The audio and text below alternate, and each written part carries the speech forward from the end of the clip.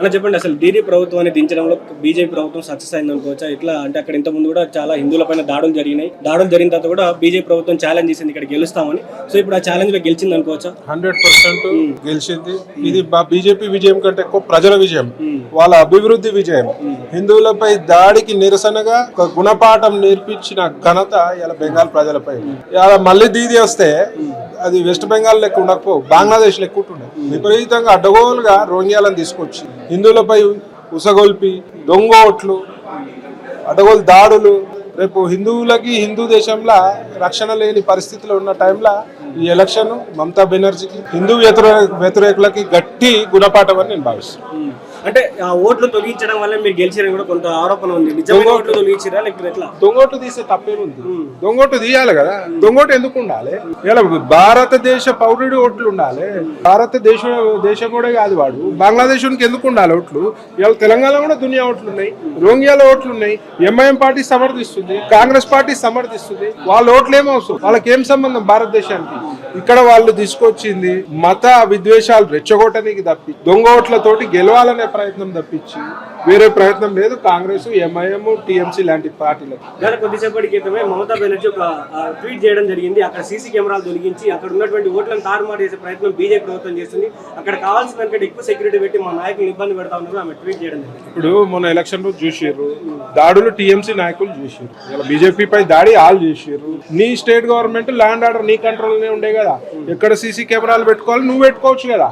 ఇవాళ ఓడిపోయినావు అని చెప్పి ట్యాంపరింగ్ అయింది. మరి గతంలో నువ్వు ఎట్లా గెలిచినావు? మరి అప్పుడు ట్యాంపరింగ్ కాలేదా?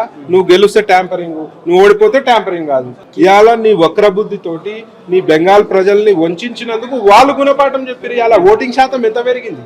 ఎందుకు పెరిగింది? నీకు బుద్ధి చెప్పాలని చెప్పి ఇంతగానో ఓటింగ్ శాతం పెరిగింది. ఎక్కడ కూడా చరిత్రలో విధంగా ఇలా ఓటింగ్ శాతం పెరిగింది. అంటే ఇంట్లో ఎవరు కూడా కూర్చోదలుచుకోలేదు. ఈమెను ఇక్కడ నుంచి ఎడగొట్టాలి లేకపోతే బంగ్లాదేశ్ అవుతుంది అని చెప్పి భయానికి ఇలా ప్రజలు ఓటేసారు. కేరళలో, తమిళనాడులో బీజేపీ ఓడిపోవడానికి కారణాలు అంటే ఓడిపోవడం కారణం 100 ఉంటాయి. ఏదున్నా సరే అక్కడ మా ఓటు శాతం విపరీతంగా పెరిగింది. So we are happy for that. అట్లేం లేదు. సో రానున్న రోజులలో ఎక్కడైతే లోపాలు జరిగినాయో దాన్ని సరిదిద్దుకొని డెఫినెట్ గా అక్కడ కూడా మేము రాబోతున్నాం. కేరళలో రేవంత్ రెడ్డి ప్రచారం చేయడం వల్ల అక్కడ కేరళలో యూడీఎఫ్ ప్రభుత్వం ఎన్ని సీట్లు సాధించిందని కూడా వాళ్ళు చెప్పుకున్నటువంటి. రేవంత్ రెడ్డి గారు నేను ఒక ఛాలెంజ్ చెప్తా. దమ్ము ఉంటే ఇవాళ రిజైన్ చేయి, మళ్ళీ కాంగ్రెస్ తెచ్చుకో. నువ్వు ఎన్నో కేరళలో కాదు, ఫస్ట్ తెలంగాణలో నువ్వు ఇచ్చిన హామీలని అమలుపరిచే ప్రయత్నం చేయి.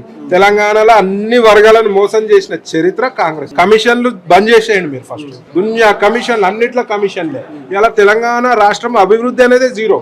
అప్పులు పెరిగిపోతూనే ఉన్నాయి. ఇంకా అప్పులు ఓడిస్తలేడు. ఇంక ఇస్తే ఇంకా చాలా పెరిగిపోతాయి. ఇప్పుడే 7-8 లక్షల కోట్లు అప్పులైనాయి. ఆయనే చెప్పిండు కదా నాకు ఓడి అప్పు ఇస్తలేడని. ఎట్లా కడతారని ఇస్తలేడు. ఇవాళ తెలంగాణ పరిస్థితి దారుణంగా ఉన్నది. ఫస్ట్ దాని సంగతి చూడరా నాయన అంటే నేను ఆడవైనా, నేను ఈడవైనా, ఈడ గెలిపించినా అని చెప్పి మాట్లాడుతున్నావు. ఫస్ట్ తెలంగాణలో సంగతి చూడు. జిహెచ్ఎంసీ ఎలక్షన్స్ వస్తున్నాయి. నువ్వు ఎందుకు పెడతలేవు? ఎందుకు భయపడుతున్నావు? ఎలాంటివే ఉందని భయపడుతున్నావు. తమిళనాడులో జోసెఫ్ విజయ్ ఫస్ట్ టైం పోటీ చేసి ఇప్పుడు కూడా విజయం దిశగా వెళ్తా ఉన్నారు. ఎట్లా చూస్తారు? సూపర్. జెన్జీ ఒక కొత్త నాయకత్వం కోరుకుంటున్నారు, ప్రజలు కోరుకుంటున్నారు. ప్రజలు ఓటు తీర్పు అద్భుతము. ఎవరు చేసినా ప్రజలకు మంచి చేయాలి. ఆడ కూడా చూస్తే యాంటీ హిందూ గవర్నమెంట్ ఉండే, ఒక బాధ్యతలో ఉన్న గవర్నమెంట్ అంటే ఒక ముఖ్యమంత్రి, ఉప ముఖ్యమంత్రి విపరీతంగా హిందువులపై అనుచిత వ్యాఖ్యలు చేసి, అది కరెక్ట్ పద్ధతి కాదు. హిందువులు వేస్తేనే నువ్వు గెలిచినావు. హిందువులపై అనుచిత వ్యాఖ్యలు, ఒక చిన్న సామాజిక వర్గాన్ని నువ్వు ఓటు బ్యాంక్ హిందువులను ద్వేషిస్తారు. మరి ప్రజలు బుద్ధి చెప్పక ఏం చేస్తారు? ఇలా సేమ్ తమిళనాడు రిజల్ట్స్ కూడా అలాంటివి ఇక్కడ తెలంగాణలో కూడా 100% రోజు గుళ్లపై దాడులు విపరీతంగా. కాంగ్రెస్ ప్రభుత్వం వచ్చినాక గుళ్లపై దాడులు, ప్రశ్నిస్తే కేసులు. నిన్న మొన్న నవాబ్పేట, మహబూబ్నగర్ జిల్లాలో నవాబ్పేటలో 25 మందిపై అక్రమ కేసు పెట్టారు. మరి రేవంత్ రెడ్డి గారు దీనిపై మీరు డెఫినెట్ గా స్పందించాలి. 25 మంది హిందువులపై అక్రమ కేసు పెట్టిర్రు. అవతల వర్గంపై ఒక్క కేసు కూడా నమోదు చేయలేదు. వాళ్ళని పిఎస్ కి తీసుకుపోయి విపరీతంగా కొట్టిర్రు. మరి వాళ్ళ నువ్వు గద్ద మీద ఉన్నవని నువ్వు సంతోషపడకు. రేపు నేను గద్ద దించుతాం, బొంద పెడతారు ఇక్కడ తెలంగాణ ప్రజలని చెప్పి. దీనిపై మోదీ గెలిచిన అనుకోవచ్చా? చేసినటువంటి ఛాలెంజ్ లో ఆయన మాకు ఛాలెంజ్ కాదండి, మాకు కావాల్సింది అభివృద్ధి. దేశం అభివృద్ధి దిశగా ఉండాలి, ప్రజలకి మంచి చేయాలి.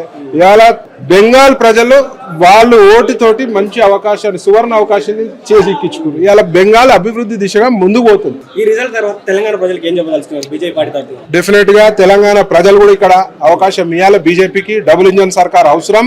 హిందూ వ్యతిరేక సర్కార్లని తిప్పి కొట్టాలి, బొంద పెట్టాలి. ఇక్కడ డెవలప్మెంట్ కూడా శూన్యము. మీకు ఇచ్చిన హామీలకు ఆశపడి మీరు ఎవరైతే ఓటేసారో ఇలా ఆలోచించుకోవాల్సిన పరిస్థితి ఉంది. ఇవాళ ఇచ్చిన హామీలన్నీ కూడా నెరవేర్చే పరిస్థితి లేదు. ఈ రాష్ట్రం మొత్తం అప్పుల ఊబిలో ఊరకపోయింది. ఒకప్పుడు నెత్తి మీద ₹1,00,000 అప్పు ఉంది ఒక్కొక్కరిని. ఇవాళ మనం ఎలాకుంటే 4 లక్షల అప్పు ఉన్నది. దానిపై మీరు ఆలోచన చేయాలి. బీజేపీని ఒకసారి రాష్ట్రంలో అధికారం తీసుకొస్తే అద్భుతంగా పాలన ఉంటుందని ఈ సందర్భంగా. Thank you so much.